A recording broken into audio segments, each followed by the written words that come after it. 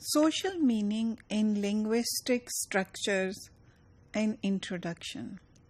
Now, in the coming modules, we are going to discuss how linguistic structures are related to social meanings and social context. So, the focus is that how social and linguistic factors are involved in a communication process. So it is not just the language, it is not just the vocabulary that you choose or the phonetical systems that you use. It all has a social meaning, and they are being used and employed to produce certain meanings which are well understood within a given locality.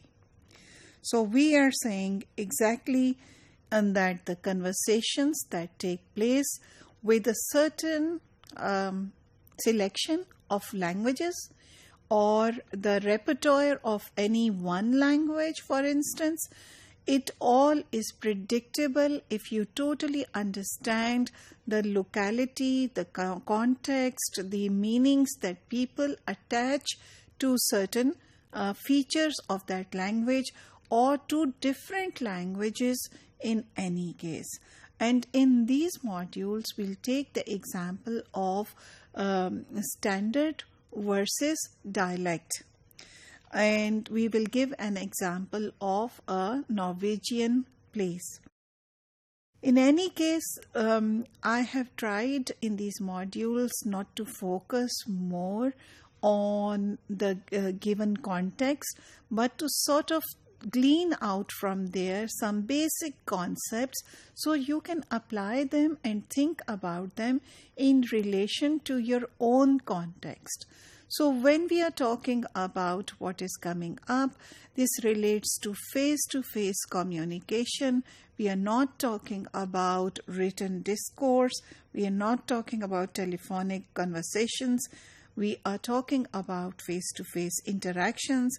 We are taking into account speakers' linguistic repertoire. That is, what are the languages that the speakers have control over?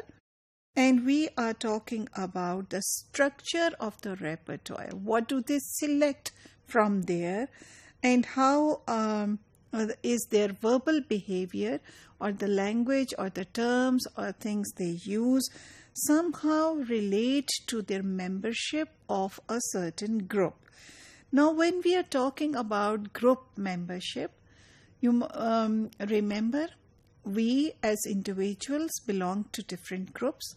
You might have a caste, you might belong to a certain class, you might belong to a certain gender, and you might like to identify yourself with some ethnic community. You might also on a larger scale identify yourself with this nation, your country, and even at a larger scale you might like to identify yourself with a religious community. In any case, this membership is not just a given. Memberships are always performed, and there are certain norms that we observe and we reinforce, and we do things that enable us to sort of validate our membership to those people. Now, language in itself, and that is the main crux of the information of the discussion, is an important part of it. So, to maintain a regularity in group membership, and then we need to reinforce certain social meanings within a group, and those social meanings are expressed through the use of language.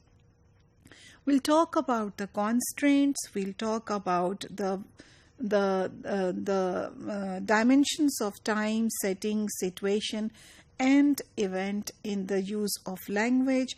We'll talk about situational code, also metaphorical code switching, and how does it affect language choice. And we will end up with some basic winding up discussion about interactional linguistics, because in any case whatever we are talking about falls into the domain of interactional linguistics.